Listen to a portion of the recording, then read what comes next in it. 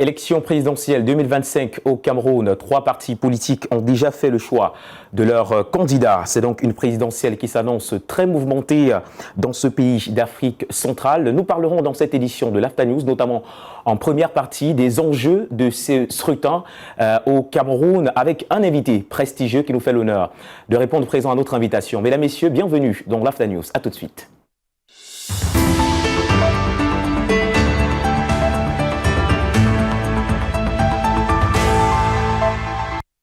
Une fois encore, mesdames, messieurs, bienvenue dans cette édition l'After News sur Global LTV.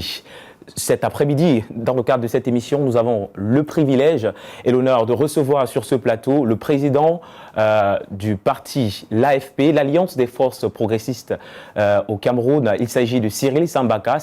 Président, bonsoir et bienvenue. Bonsoir et surtout bonsoir à tous les téléspectateurs qui nous suivent. C'est un plaisir de vous avoir sur notre plateau. Avec vous, nous allons échanger notamment sur la présidentielle 2025 au Cameroun qui s'annonce mouvementée, on l'a dit en début de cette émission. Mais permettez-nous de planter tout d'abord le décor de cette émission avec ce reportage que nous propose notre réalisation. C'est un reportage signé Colin Bécatal. L'élection présidentielle au Cameroun se précise avec les déclarations progressives des candidats. Les enjeux s'annoncent d'ores et déjà immenses, alors que l'on est à un peu plus d'une année de l'échéance. La dernière candidature déclarée est celle de Maître Akerimona sous la bannière du parti Univers. Voilà déjà qui fait l'objet de supputations quant à la chance de battre la machine huilée qu'est le parti au pouvoir, le RDPC. La question est d'autant plus pertinente, tant il est vrai que Akerimona vient de l'Alliance de la transition politique, l'ATP, dont le programme prévoit des primaires, question de conduire de façon unanime à l'échéance présidentielle un candidat unique, en l'occurrence le vainqueur des 10 primaires. Voilà donc qui laisse déjà entrevoir la fissure d'une coalition éventuelle, l'image des fragmentations d'une opposition qui a jusqu'ici échoué en rang dispersé.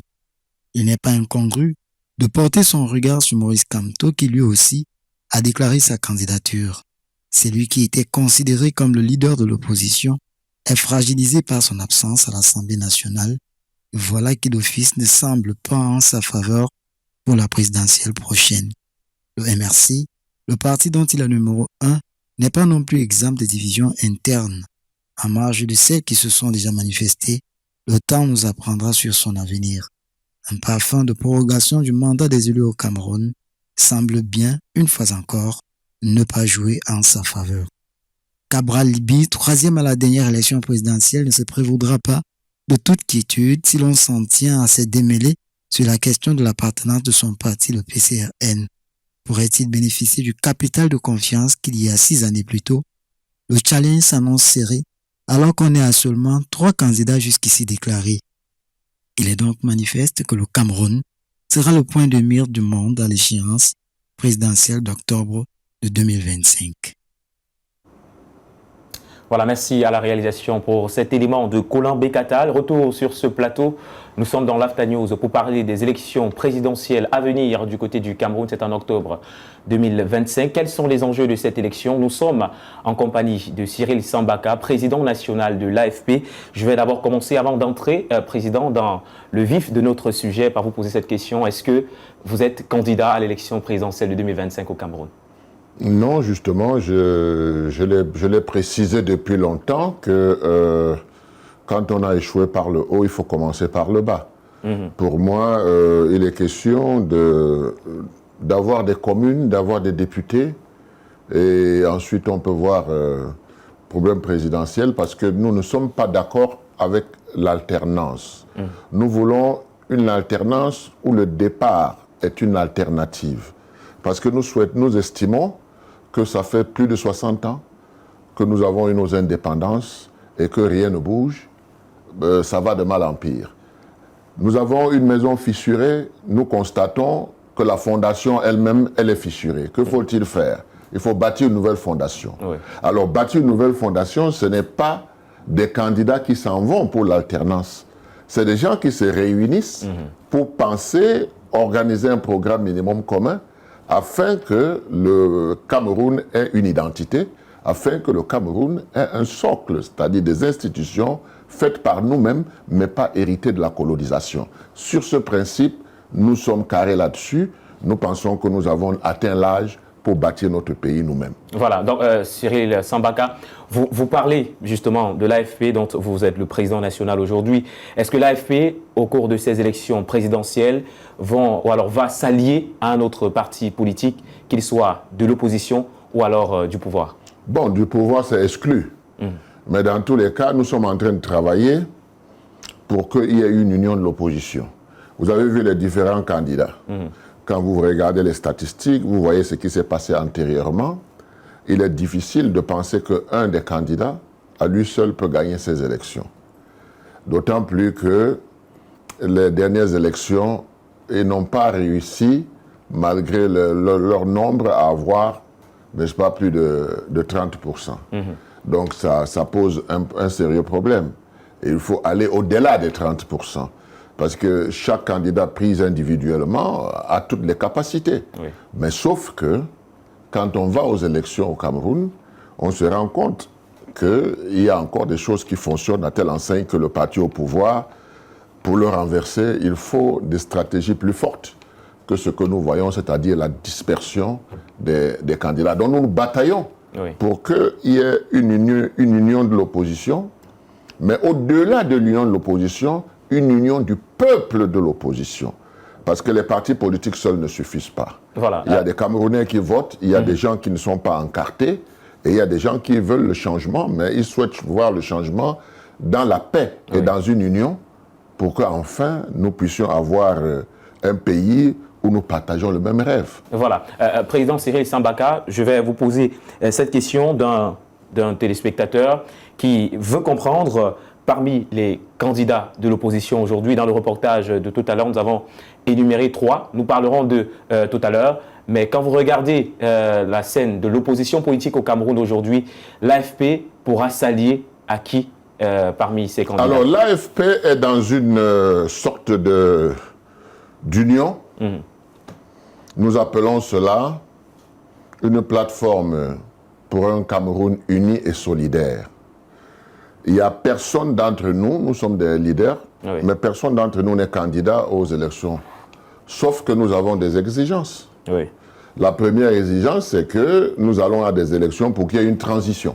Le Cameroun a besoin d'une transition parce que nous avons fonctionné sur le modèle que la colonisation nous a laissé. Nous n'avons pas pensé notre Cameroun nous-mêmes. Nous n'avons pas pensé notre administration nous-mêmes.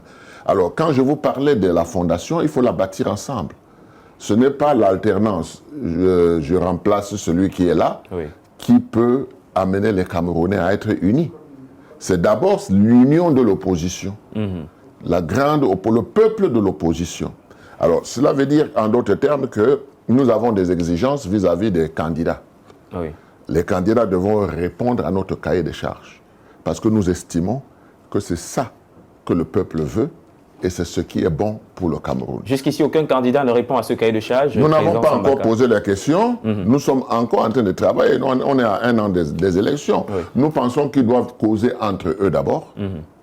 Et par la suite, nous, on viendra pour dire, ben voilà, voici nos exigences. Nous pensons que, après avoir interrogé plusieurs personnes, le peuple avec, nous pensons qu'il faut être unis autour d'un programme de transition. À ce moment-là, on pourra développer, voir si celui qui va conduire la transition ne pourra plus se représenter, n'est-ce pas?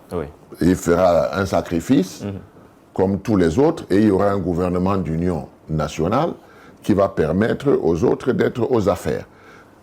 Ça va permettre aux Camerounais d'être plus libres, de s'associer, de créer des partis politiques sans qu'il y ait des gens derrière eux pour leur dire manifestation interdite et ceci, cela. 2, ça va permettre d'émanciper nos populations. Parce que ce qui nous manque le plus aujourd'hui, c'est un peuple. Parce que pour le moment, on considère les Camerounais comme la majorité, c'est des populations qui ne connaissent pas leurs droits, qui ne connaissent pas leurs devoirs. Il faut donc, cette éducation-là, elle va se faire pendant la période de transition, en même temps que les partis politiques vont mieux organiser leur formation pour les compétitions qui viendront donc après la transition. Mais la transition doit se faire ensemble. C'est un problème de consensus national. Voilà, président Cyril Sambaka, on va parler justement de comment la coalition doit être faite, mais ce sera tout à l'heure. Pour le moment, on a énuméré 3 candidats tout à l'heure, notamment le professeur Maurice Kamto. On a parlé également de Maître Akere Mouna et on a parlé de Cabral Libi, président national du PCRN. Quand vous regardez ces 3 candidats aujourd'hui, quel est le regard que vous portez sur ces 3 candidats qui ont été énumérés? Il faut quand même dire que ce sont de gros leaders de l'opposition au Cameroun. Ce sont de très bons candidats. Pris individuellement, ça va poser des problèmes. Mais collectivement, et puis s'ils peuvent s'entendre, ça va être quelque chose de formidable. C'est pour cette raison qu'on dit, on ne va pas laisser un devant, un derrière. Il faut que ce soit une période transitoire. La transition est nécessaire au Cameroun parce qu'on est arrivé à un stade où les Camerounais sont capables de tout faire. Oui. Ils ont l'intelligence, ils ont les matières premières, ils ont tout ce qu'il faut. Ils ont fait toutes les écoles dans le monde et on sait que sur le plan humain, ils sont très bons. Donc ça ne vaut pas la peine de s'entre-déchirer dans des programmes qui nous ont été imposés après la colonisation. Parce que tout ce que nous faisons là aujourd'hui, ça ne vient pas de nous, ça n'est pas pensé par nous. Nous ne connaissons même pas notre histoire. Nous ne connaissons pas notre histoire. Donc il faut bâtir tout ça à notre anthropologie. Il y a des problèmes au Cameroun. Et il faut des solutions. Mais ces solutions, on doit les retrouver ensemble. Donc, et c'est ce que le peuple demande. Le peuple veut voir les gens unis. Maintenant, ceux qui pensent qu'ils peuvent aller seuls aux élections ou faire des coalitions avec plein de candidats, vous avez cité 3 noms qui sont des noms très importants pour le Cameroun. Oui. Vous imaginez un peu si ces 3-là mettent leur intelligence ensemble pour faire avancer le pays, ce que ça peut donner. Ça va donner quelque chose de formidable. Vous comprenez? Oui. Mais maintenant, s'ils vont séparément, il est tout à fait normal que les voix soient dispersées et que demain, quand ce qui est déjà arrivé arrivera, il n'y aura pas de solidarité. C'est-à-dire que si l'un estime que c'est lui qui a gagné, les autres le regarderont de haut. Parce qu'ils n'ont pas travaillé ensemble, ils n'ont pas été ensemble. Donc moi, je pense que les années d'expérience que j'ai dans les élections au Cameroun me permettent de dire qu'il ne faut pas faire d'erreur. Parce que si on aime son peuple, si on aime son pays, on se sacrifie pour son pays. On ne fait pas la politique pour avoir des intérêts égoïstes. On le fait pour le peuple. Or, le peuple, lui, il est fatigué. Vous voyez comment les distances sont entre les trop riches et les trop pauvres au Cameroun. Il faut que quelque chose change. Mais on ne va pas, n'est-ce pas, disperser nos voix, alors que nous devons plutôt étudier comment faire pour que ceux qui ont l'habitude de voter pour le parti au pouvoir votent cette fois-ci pour l'opposition. Voilà. Président, je vous relance avec cette question. On va rappeler au passage que vous êtes l'un des grands acteurs du multipartisme au Cameroun. Aujourd'hui, il y a une multitude de partis politiques qui se créent au Cameroun. Est-ce que le message que vous véhiculez aujourd'hui, c'est-à-dire vous faites un appel à la coalition politique, est-ce que ce message, vous pensez qu'il sera entendu par les leaders d'opposition? Sinon, quel est le problème? Est-ce une guerre d'intérêt personnel entre tous ces membres de l'opposition aujourd'hui qui ne peuvent pas s'allier pour faire un? Alors, si vous observez bien la scène politique camerounaise, la réconciliation est difficile sans intermédiaire. C'est pour ça que nous nous engageons, n'est-ce pas, à servir d'intermédiation. Quand vous regardez les différents leaders et vous regardez leurs followers, vous allez vous rendre compte qu'ils s'entretuent. Ils se jettent des pierres. Oui. Comme si la compétition était de savoir qui est le leader de l'opposition. Si on va à cette présidentielle pour qu'on sache qui est le nouveau leader de l'opposition, moi je dis il n'y a aucun intérêt. Il n'y a aucun intérêt. John Foudi a été le leader de l'opposition pendant des années. Paix à son âme, il ne l'est plus aujourd'hui. Mais rien n'a changé. Vous comprenez? Oui. Donc en réalité, ce qu'il faut dire aux Camerounais, c'est qu'ils doivent se mobiliser. Parce que, en fait, c'est les Camerounais qui sont les patrons. Parce que la démocratie veut que le peuple décide qui il choisit. Et celui qu'il a choisi doit faire ce qu'il s'est accordé avec le peuple. Oui. S'il ne le fait pas, le peuple, à la prochaine élection, l'enlève. Il faut qu'on entre dans cet esprit-là. Mais pour que les jeux soient égaux, les bienfaits, il faut que nous ayons un code électoral consensuel. Oui. Nous ayons des institutions consensuelles. Vous voyez, malheureusement, on ne peut pas l'avoir avant les élections. Ce qui doit nous amener donc à réfléchir et se dire, nous allons préparer tout cela, nous allons nous mettre ensemble. Si nous, les leaders des partis politiques, nous ne pouvons pas nous entendre, on choisira quelqu'un qui n'est pas leader d'un parti politique. Vous comprenez? Oui. Et qui va se mettre devant, qui va aller aux élections, et nous, on va occuper les ministères pendant la transition. Cabral Libye a parlé, professeur Sambaka, d'un tirage au sort qui doit être fait pour décider de qui sera justement le représentant des partis de l'opposition. Est-ce que vous êtes d'accord avec cette idée du président national du PCRN? Moi, je pense que quand on va finir de faire le tirage au sort, celui qui gagnera dira que non seulement il y a une constitution au Cameroun, mais en plus, j'ai gagné avec le tirage au sort, donc vous pouvez circuler.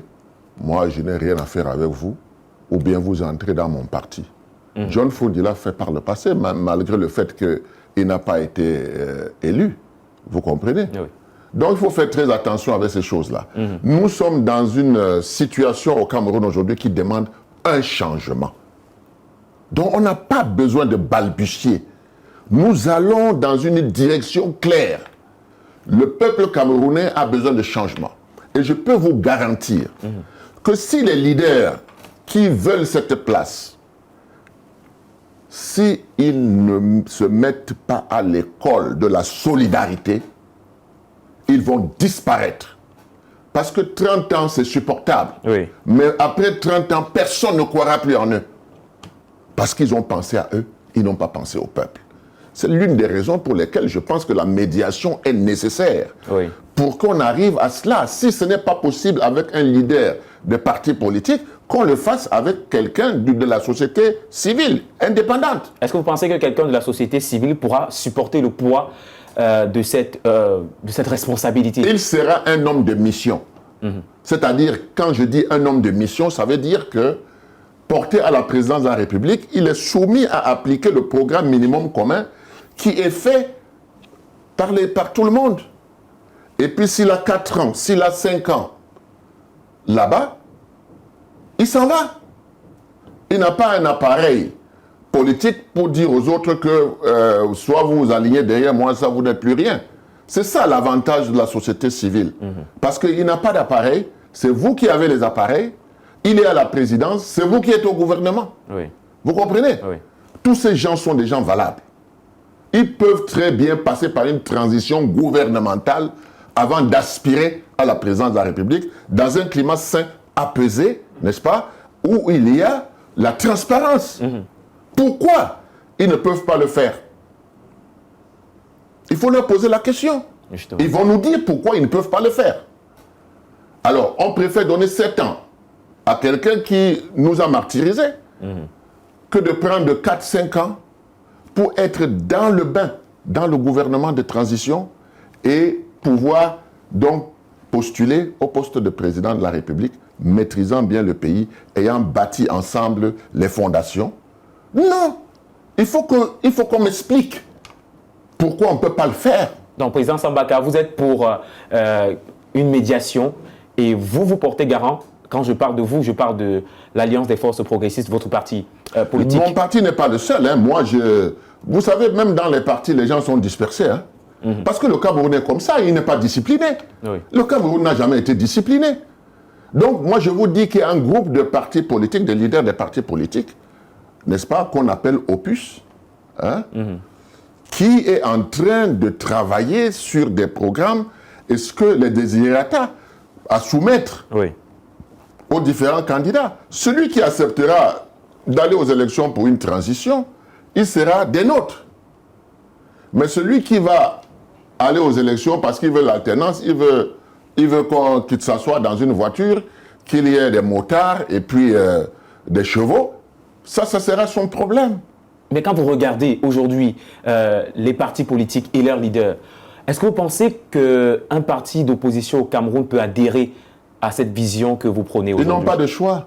S'ils aiment leur pays, ils n'ont pas de choix. C'est la seule chance qui puisse permettre qu'il y ait un changement. Le peuple veut le changement. Le peuple veut le changement depuis 30 ans. Et moi, je vous dis que j'ai été de tous ces combats-là. Je sais ce qui s'est passé. Je sais ce qu'on ne devrait plus faire. Et je sais ce qu'on doit faire. Mais si les gens sont sourds, je ne peux pas les obliger, n'est-ce pas, à adhérer à ce programme. Sauf que je prends le peuple à témoin pour dire qu'après, il ne faut pas dire qu'il y a eu tricherie, il y a eu ceci, il y a eu cela, parce qu'il y a toujours eu tricherie. Et la force de l'opposition, c'est de savoir contourner cette montagne. C'est une grosse montagne. Il faut savoir contourner cela. Mais on ne contourne pas ça en disant « je suis le plus beau ». On contourne ça en se disant « les voix vont nous revenir ». Mais comme il y a des tricheries souvent, si nous pouvons gagner avec 50 voix, cherchons 150 voix. Comme ça, avec ces 150 voix, même si on triche n'importe comment, ça ne pourra pas marcher. Mais comme on ne va pas donner à une personne pour qu'il chasse les autres, nous allons le faire ensemble. On va bâtir, n'est-ce pas, cette transition ensemble. On va mettre les nouvelles institutions ensemble. Et à la fin, celui qui est à la présidence de la République va donc partir. Hein, et puis les élections vont se faire de manière sereine. Vous comprenez? Ceux qui ont des gros partis, n'est-ce pas, vont avoir des ministères de souveraineté. Ça, ce n'est pas un problème. Mais on doit faire ensemble. C'est le programme qui est à l'intérieur. Est-ce que nous allons continuer avec cette école? Est-ce que nous allons continuer avec le franc CFA? Est-ce qu'il y a des problèmes économiques? Il y a des problèmes institutionnels. Il y a notre administration. Elle est sclérosée. Notre administration n'est pas une administration de développement. Qu'est-ce qu'on fait pour mettre les bases? Ce sont ces bases-là. C'est les programmes. Vous comprenez? Ce n'est plus les affaires de j'ai mon parti et tout ça. On met cette fondation ensemble. Et maintenant, les compétitions pourront se faire de manière saine, au profit de celui qui, n'est-ce pas, a les meilleures propositions, tout simplement. Président Sambaka, les Camerounais nous regardent en ce moment même et ils se posent bien la question de savoir comment est-ce que cette transition dont vous parlez va se faire et quel est le processus. Parce que vous parlez de transition, vous parlez des partis politiques qui doivent s'unir, mais aujourd'hui, le Camerounais qui nous regarde et qui nous écoute se demande bien comment est-ce que ce processus-là doit être mis en place et comment est-ce qu'il va suivre son cours pour enfin aboutir à une transition au Cameroun. Oui, la transition, elle commence toujours par un programme minimum commun. Vous voyez? Maintenant, on met en place les mécanismes pour arriver à cette transition. Et comme je vous ai dit, c'est difficile que le choix soit porté sur un des leaders parce que chaque leader pense que la chance, c'est de son côté. Maintenant, on met entre parenthèses leur chance, on met un homme de mission qui va représenter toute cette grande famille de l'opposition et on va gagner les élections. Dès qu'on a gagné les élections, ce sur quoi on a discuté, avant même d'aller aux élections, on a déjà une équipe. Donc on ne part plus aux élections en termes d'individus, mais on parle en termes de programme et d'équipe. C'est une équipe qui vient faire le grand nettoyage, c'est une équipe qui vient mettre en place de nouvelles institutions, et c'est une équipe qui va mettre des mécanismes tels qu'après, chacun pourra aller, n'est-ce pas, aux élections et gagner, parce que tout ce qu'on a fait, on l'a fait de manière consensuelle, et on l'a fait pour notre pays avec un minimum de patriotisme. Est-ce que vous ne pensez pas qu'après, justement, ce que vous présentez aux Camerounais, il peut y avoir des représailles, il peut y avoir des frustrations et des mécontentements de la part des membres de l'opposition qui peuvent peut-être réagir plus tard? Les membres de l'opposition n'ont aucun intérêt à réagir. Peut-être que ceux qui sont encore très jeunes. Mais nous qui avons commencé le multipartisme à sa naissance, à sa renaissance, nous savons très bien les handicaps que nous avons eus. Et nous savons que 7 ans, c'est pas petit. Hein? 7 ans, c'est énorme.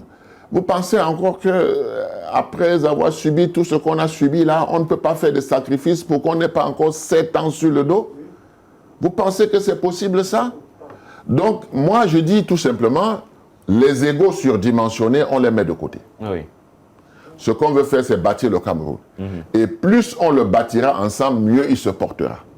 Nous aurons une adhésion des populations, nous aurons une adhésion des membres du parti au pouvoir qui souffrent de la mauvaise gouvernance. Oui. Ils sont tellement nombreux, mais ils ne sentent pas à l'opposition des gens soudés. Ils sentent des bagarreurs. Aujourd'hui, au Cameroun, si on veut faire le bilan, l'opposition bagarre entre l'opposition, le parti au pouvoir s'entre-déchire. Bon Dieu, il faut qu'on ait pitié de nos enfants. Il faut qu'on ait pitié de notre pays. Il faut qu'on aime notre pays. Donc la condition première, c'est le patriotisme. Oui. Il faut que les Camerounais deviennent des patriotes. Si on est des patriotes, je ne vois pas pourquoi est-ce que la politique qui vise, n'est-ce pas, à ce que les générations futures soient meilleures que celles d'aujourd'hui, nous allons lésiner sur quoi que ce soit. Non, je pense qu'il n'y a pas une autre solution.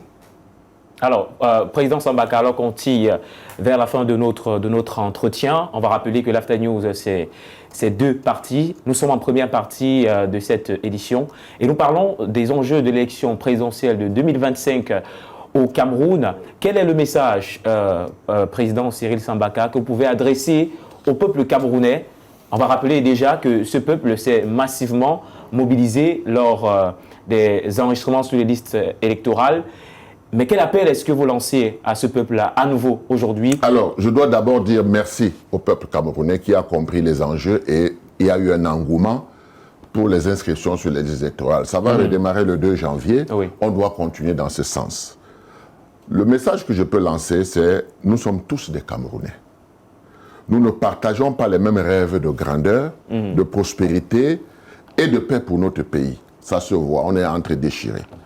Il nous faut à nouveau retrouver les chemins de la fraternité. Nous sommes des Camerounais. C'est à ce sursaut démocratique, un sursaut démocratique que l'AFP, que je préside, entend participer et apporterait ses contributions. D'une contribution à l'émergence d'un Cameroun renouvelé, un Cameroun qui va renaître de ses cendres, un Cameroun jeune et ambitieux, un Cameroun de tous avec tous. Le fondement est là. Nous ne pouvons pas rebâtir un Cameroun en excluant les gens. Oui. Nous devons le bâtir ensemble, dégager un consensus et faire cette fondation commune. Et demain, nous allons monter, chacun va dire ce qu'il peut faire pour que le droit au bonheur des populations arrive le plus rapidement. C'est le sens de la politique même. Si quelqu'un n'est pas dans cette lignée, qu'il ne fasse pas la politique, qu'il aille faire le commerce, tout simplement. Merci beaucoup, Président Cyril Sambaka. Voilà qui va mettre un terme à notre échange. Le message était très profond. Peut-être on aura d'autres circonstances ou alors on aura d'autres moyens. Ce sera avec plaisir. Voilà, de vous recevoir pour parler plus en profondeur de l'AFP et de son programme. Pour le moment, dans l'After News, on va se séparer sur cette belle note d'ailleurs que vous avez donnée en fin de votre prise de parole. Président Sambaka, merci d'être passé sur notre plateau. C'est moi qui vous remercie et je dois vous dire que vos studios sont très bien faits. Merci. Et c'est la première fois que j'y arrive et je pense, j'ai reconnu pas mal de gens et c'est une bonne chose. Voilà. Je me sens chez moi ici. Vous êtes chez vous, Président Cyril Sambaka. Merci d'être passé à nouveau. On va marquer une petite transition, mesdames, messieurs. Le temps de souffler un tout petit peu et on va revenir pour la deuxième partie de l'After News pour parler justement de ce bras de fer qui est définitivement entériné entre le ministère en charge des sports et la Fédération camerounaise de football. La réalisation va nous proposer cette transition. On se retrouve juste après.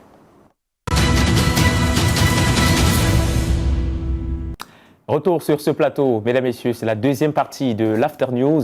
Et en deuxième partie, nous avons le privilège de recevoir notre consultant permanent. Il s'agit du docteur Cole François. Docteur, bonsoir. Bonsoir Pythagore, bonsoir une fois de plus à président Cyril, le président de l'AFP, président Sambaka. Ça a été tout un plaisir de l'écouter. Nous voulons aussi dire bonsoir à tous les téléspectateurs, n'est-ce pas, de cette merveilleuse chaîne de télévision Global LTV qui prend déjà ses marques dans notre cité. Et merci tout particulier et un chaleureux bonsoir, n'est-ce pas, aux exclusifs téléspectateurs de cette émission de l'After News. Voilà, avec vous, Dr Cole François, nous allons parler de la fin du bras de fer entre le ministre en charge, ou alors le ministère en charge des sports et de l'éducation physique du Cameroun et la Fédération camerounaise de football. Mais avant de parler de ce sujet, permettez-moi d'aller retrouver notre invité du côté des États-Unis d'Amérique, Papa Johnny. Bonsoir, John Mandeng. Merci de répondre présent une fois de plus à notre invitation. Bonsoir, Monsieur Lakoudji, et bonsoir à notre consultant permanent, le Dr Cole. Bonsoir également aux autres panélistes. Bonsoir aux millions de téléspectateurs de l'After News qui nous suivent de par le monde. Je n'oublierai pas cette fois-ci toute l'équipe technique qui produit cette émission. On ne pense pas souvent à eux, mais ils sont là et je leur tire le chapeau pour le formidable travail professionnel qu'ils abattent. Voilà, merci beaucoup Papa Johnny pour une fois de plus avoir répondu présent à notre invitation. On va prendre ce reportage que nous propose la réalisation et juste après, ce sera l'analyse avec nos deux invités. Après des mois de tension entre la Fédération camerounaise de football et le ministère en charge des sports et de l'éducation physique, un accord a finalement été trouvé à l'issue d'une concertation entre les deux parties. Voilà donc qui vient mettre fin à une longue période de désaccord entre les deux institutions, marquée notamment par le conflit autour de la nomination de Marc Brice à la tête de l'équipe nationale du Cameroun ainsi que celle de son staff. Le 1er octobre dernier, Samuel Eto'o et le professeur Narcisse Mouedekombi ont signé cet accord présenté comme une réponse aux très hautes instructions du président de la République du Cameroun, Paul Biya. Un arrangement qui marque la fin d'un bras de fer qui paralysait la gestion des Lions indomptables et plus encore le football camerounais. Avec ce nouvel accord, un remaniement complet a été opéré en tenant compte des attentes du MINSEP et de la FECAFOOT. La substance du communiqué signé conjointement par les deux acteurs maintient Marc Brice au poste d'entraîneur-sélectionneur. Les anciennes gloires du football camerounais ne sont pas en reste dans cette nouvelle organisation. Idriss Carlos Kamni et Alioune Boukar, deux anciens gardiens de but des Lions indomptables, ont été nommés pour superviser l'encadrement des gardiens de l'équipe nationale. Timothée Atouba, l'ancien latéral gauche camerounais, est désormais coordonnateur des équipes nationales. François Omambiyik est au poste de superviseur analyste, tandis que Martin Tungumpilé et David Pagou sont respectivement entraîneurs adjoints numéro 1 et 2. Le journaliste de la CRTV, Germain Noalé-Sengue, sort du staff comme Team Press Officer et c'est désormais Thierry Ndo qui assumera à l'avenir cette fonction. Benoît Angwa, Benjamin Banlok, Danny Nunke ou encore William Gachou sont les grands absents de ces nominations.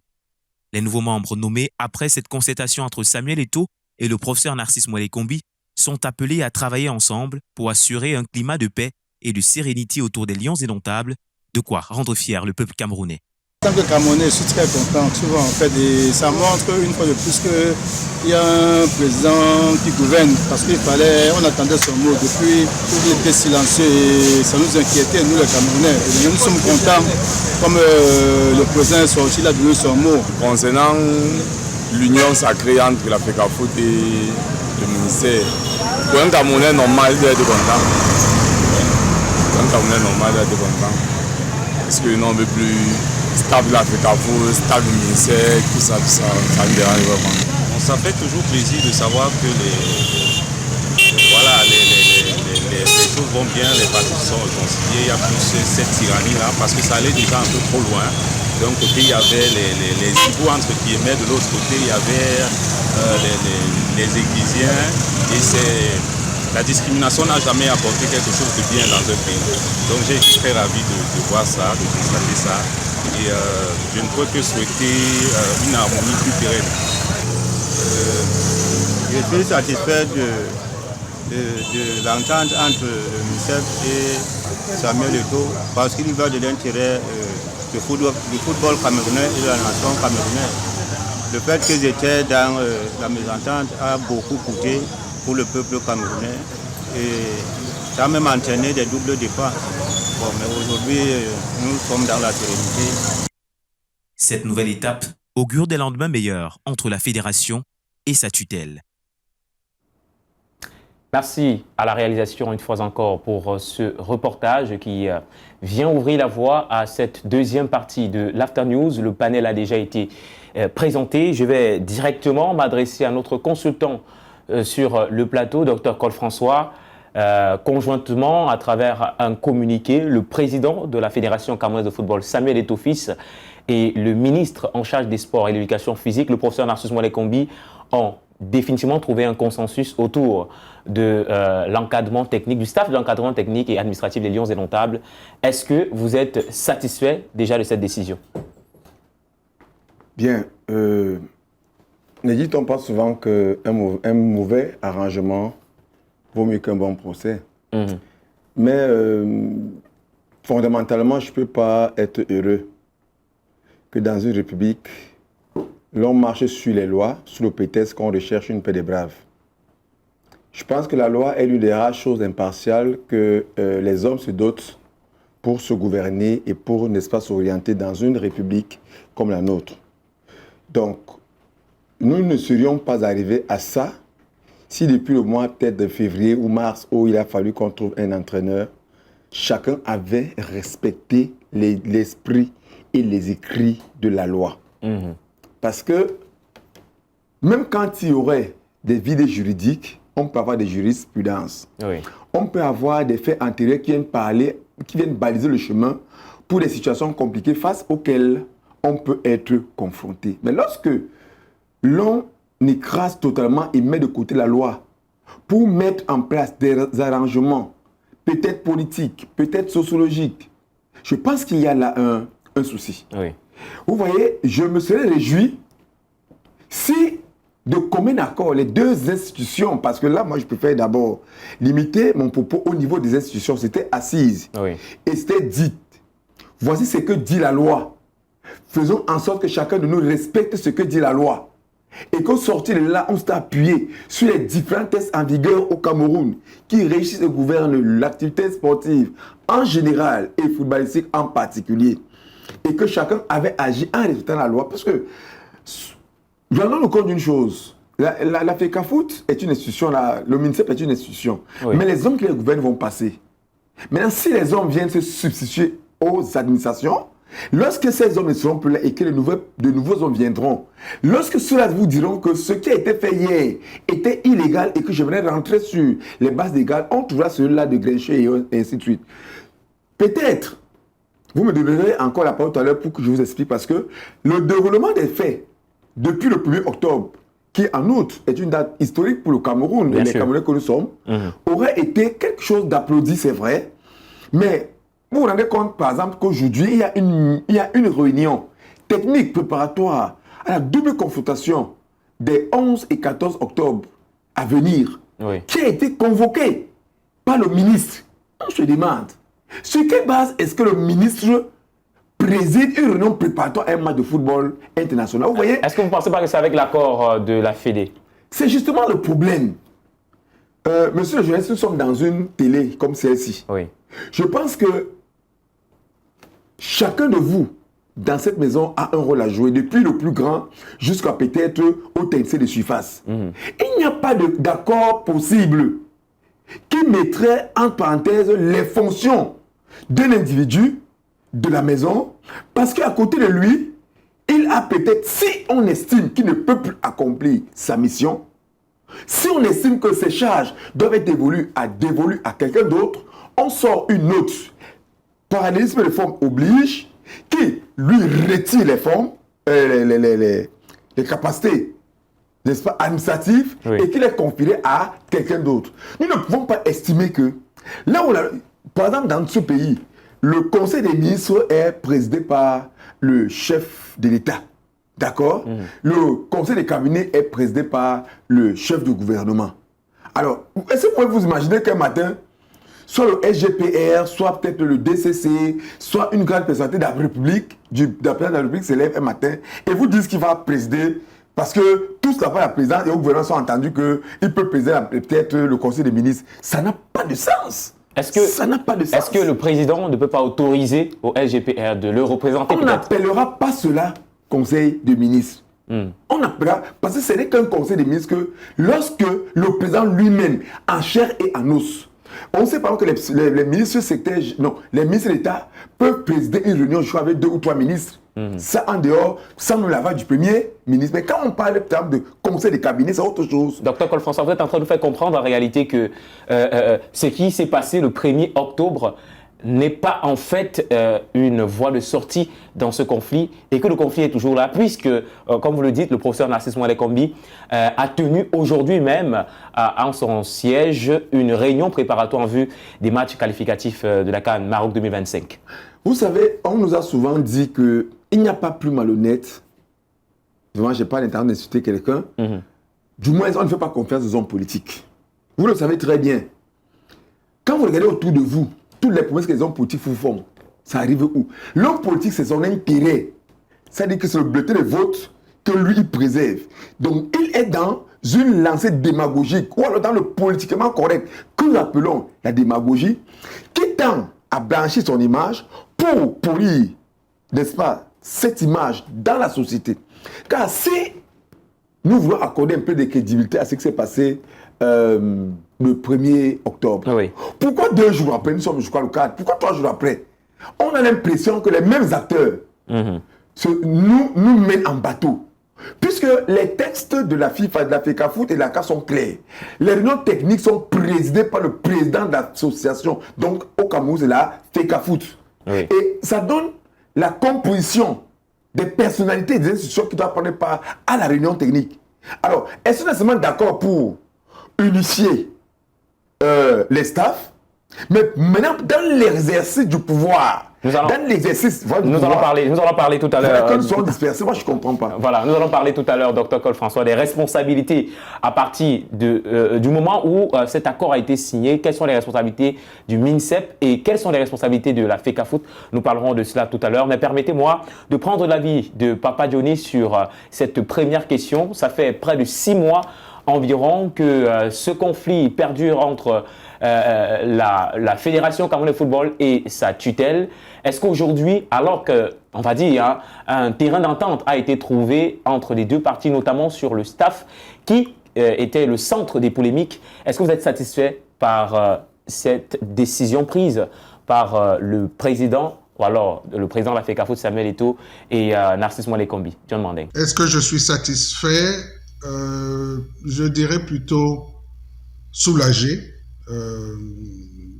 dégonflé pour utiliser un terme footballistique,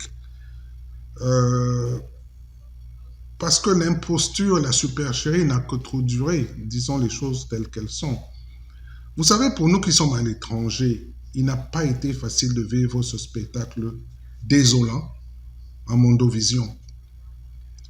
Vous savez, lorsque vous vous présentez à l'étranger ou qu'on vous demande de quel pays est-ce que vous êtes et que vous dites fièrement que je suis du Cameroun, 2 noms reviennent toujours. Si ce n'est pas Roger Mila, c'est Samuel Eto'o.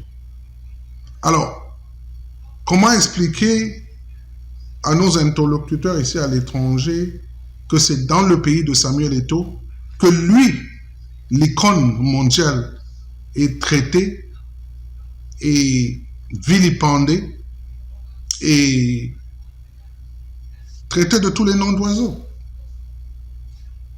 Ça a été très difficile. Mais je me réjouis qu'il y ait eu ce compromis et que éventuellement une liste consensuelle du staff technique ait pu être dégagée. Je note tout de même que la FECAFOOT a quand même pu imposer tout son staff, même comme elle a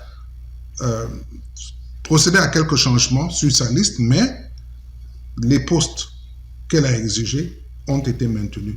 Je salue également la bravoure du ministre et son humilité parce que c'est pas facile, c'est un être humain après tout. Et je peux comprendre tous les enjeux qu'il y a eu autour de ce que nous avons vécu comme spectacle, mais à la fin de la journée, comme tout Camerounais, je suis fier et satisfait, maintenant je peux l'affirmer, que un compromis ait été trouvé. Maintenant, il faut donc se mettre au travail. Jusqu'à quand est-ce que cela va durer? Connaissant tous les enjeux qu'il y a autour du football, je rappelle quand même qu'il y a plus d'une 50aine de fédérations sportives au Cameroun. Espérant que ceci est un nouveau départ et que les autorités et la FECAFOOT pourront enfin travailler sur la base des textes. Et s'il faut faire des modifications, comme la FIFA l'a d'ailleurs recommandé, sur ces fameuses conventions, eh bien, il faudra le faire, et il faudra le faire au plus vite. Parce que nous n'avons pas beaucoup de temps entre les mains. La FECAFOOT fait face à plusieurs obstacles. Il y a le problème de l'équipementier. Nous devons jouer un match dans quelques jours. Comment est-ce que nos lions seront habillés? Il y a autant de choses. Mais nous faisons confiance au docteur Samuel Eto'o-Fils qui, contrairement à ce que beaucoup pensaient, a pu démontrer aux yeux du monde entier qu'il a la maîtrise de la chose footballistique. Et voilà ce que j'ai à dire sur ce point. Merci pour votre avis, Papa Johnny, sur la question rapidement, alors que la régie me signale que nous n'avons plus beaucoup de temps à passer ensemble dans le cadre de cette émission. On va parler maintenant des missions. Docteur Cole-François, vous abordiez la question tout à l'heure. Je vous relance justement dessus. Quelles sont les missions aujourd'hui de la Fédération camerounaise de football? Quelles sont ses prérogatives en tant que fédération en rapport avec le staff et en rapport avec les Lions Indomptables? Et quelles sont les prérogatives du ministère en charge des sports et son ministre? Non, ça n'a pas changé. En fait, même dans cet imbroglio dans lequel on a vécu pendant près de 6 mois, les missions étaient statutaires et étaient constantes, ainsi que ce soit du côté du ministère qui assume les fonctions statutairement de tutelle, dans les fonctions tutélaires. Les fonctions tutélaires voudraient que la tutelle s'assure de la légalité des actes pris par les organismes sous tutelle. Voilà la mission. C'est-à-dire que quand la FECAFOOT pose des actes, et ces actes-là ne vont pas à l'encontre de la Constitution ou de l'ordre de la République. Voilà. Et donc, lorsqu'il y a débordement, il y a recadrage. Et d'autre part, étant donné que c'est une mission de service public qui est accomplie par la Fédération camerounaise de football, il y a aussi que l'État camerounais apporte son soutien pour ce qui est exclusivement des équipes surtout nationales. C'est-à-dire que les paiements des salaires des employés de la FECAFOOT, ce n'est pas le ministère qui s'en occupe. Mais lorsque les Lions Indomptables font des déplacements, leurs hébergements, leurs transports et autres, c'est assuré par les fonds mis à la disposition par le contribuable camerounais. Et donc, à partir de ce moment-là, il y a une régie, n'est-ce pas, il y a un régisseur, je voudrais dire, qui est nommé auprès de la FECAFOOT pour assurer la traçabilité, la gestion de cet argent et s'assurer que cet argent n'est utilisé que dans le bien-être, n'est-ce pas, de l'équipe nationale.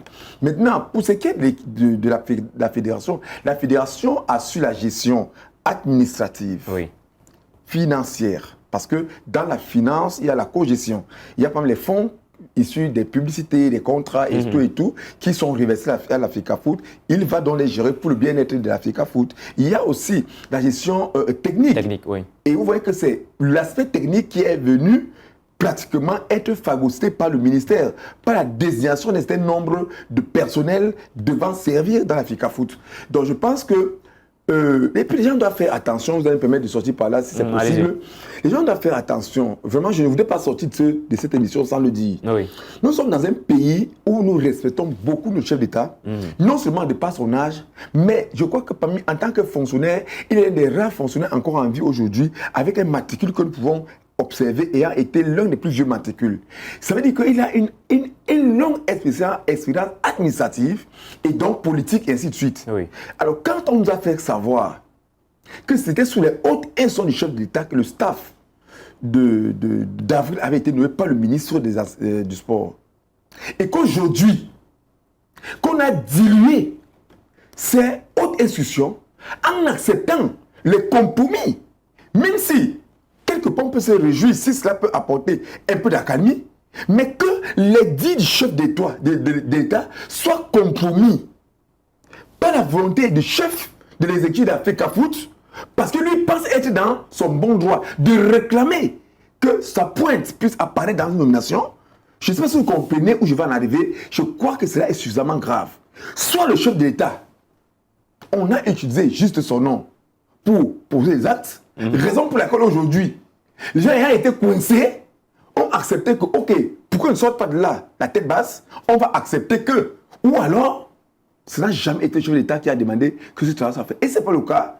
Nous en appelons ici à ceux qui nous dirigent, afin qu'ils sachent que le président de la République est d'abord une institution. En dehors de la présidence de la République, le président de la République est une institution et son nom ne devait pas être galvaudé et se retrouver dans n'importe quel commentaire. Donc nous pensons que dans l'avenir, il faudrait que ces choses ne se répètent plus. Et par conséquent, chacun de nous doit rester sur ses plates-bandes et ne pas déborder celle-ci pour aller vers celle des autres. Voilà, Dr Cole-François, on va vous redonner la parole après l'avis de John Mandeng sur cette même question. ce sera sa dernière prise de parole. De votre point de vue, Papa Johnny, dites-nous, quel est, à partir de l'instant, alors à partir du 1er octobre, date à laquelle l'accord a été signé entre le MINSEP et la FECAFOOT, quelles sont les prérogatives, les responsabilités qui incombent à la fédération et celles qui incombent aussi au ministère en charge des sports? Eh bien, avant de parler de la nature des relations qui doivent exister entre le ministère des Sports, le ministère de tutelle et la Fédération camerounaise de football, permettez-moi de rappeler une chose. Les Lions indomptables du Cameroun, l'équipe fanion de notre cher et beau pays, de notre patrie, n'appartient ni à la fédération, ni au ministère. C'est une équipe nationale. Elle appartient à tous les Camerounais. Et à ce titre, les deux entités se doivent d'entretenir des relations cordiales, franches, professionnelles. Les textes existent. Nous n'allons pas revenir là-dessus. Je crois que la FIFA a été assez claire dans ses 2 ou 3 dernières correspondances. De grâce, que le ministère joue son rôle, que la FECAFOOT travaille dans sa sphère, comme elle veut bien le faire. Parce que nous n'allons pas nous voiler les yeux ici. Hein. C'est le ministère qui met les bâtons dans les roues de la FECAFOOT. Et cela doit cesser. L'imposture, la gabégie financière, la condescendance, le trafic d'influence, la fourberie n'ont que trop duré. Il est temps que cela prenne fin. Le docteur Samuel Eto'o-Fils a fait sa campagne avec un leitmotiv. Redonnons au football camerounais toute sa grandeur. Mais, de grâce, donnons-lui l'opportunité de le faire. Depuis qu'il est là, nous voyons quand même qu'il y a eu un travail de fond qui est en train d'être fait. Nous avons une équipe vieillissante. Il faut penser à la rajeunir. Il n'a pas, dans tous les autres pays, c'est le football jeune, c'est le football féminin. Et c'est ce qu'il est en train de faire. C'est vrai que les résultats ne suivent pas toujours sur le terrain, mais les résultats suivront.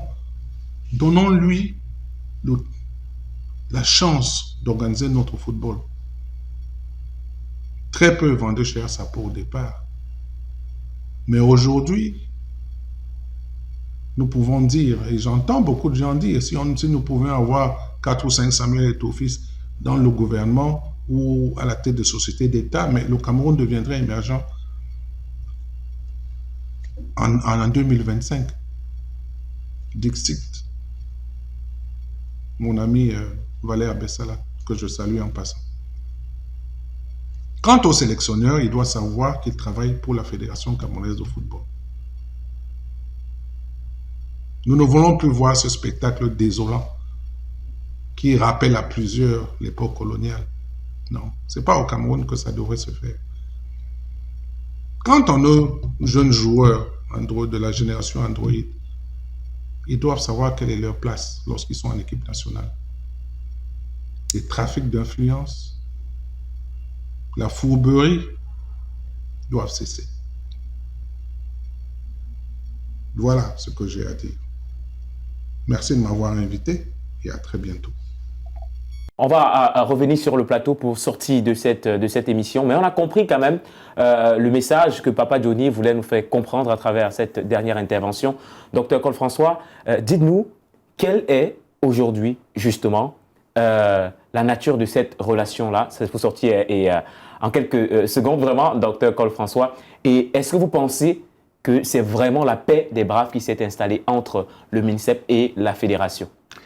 Bon, je vais peut-être paraphraser le ministre des Sports qui, lors de sa pseudo-réunion préparatoire de ce matin, a dit, en présence d'entraîneur, Marc Brice, qui a été choisi par les deux camps comme étant l'entraîneur sélectionneur des Lions, en lui disant qu'il doit privilégier les relations étroites entre lui, Marc Brice, et la Fédération camerounaise de football.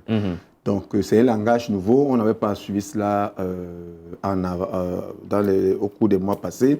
Donc, nous osons croire que chacun a compris que c'est l'intérêt du Cameroun qui passe avant les intérêts égoïstes. Donc, nous osons croire que les relations qui vont suivre dès cet instant du 1er octobre sont des relations cordiales. Et même, les compromis peuvent se faire en back-office, on peut ne pas apprécier, mais que la guerre ouverte cesse. Que l'entraîneur sache qu'il est l'employé de la fédération et non l'employé du ministère des Sports et de l'Éducation physique.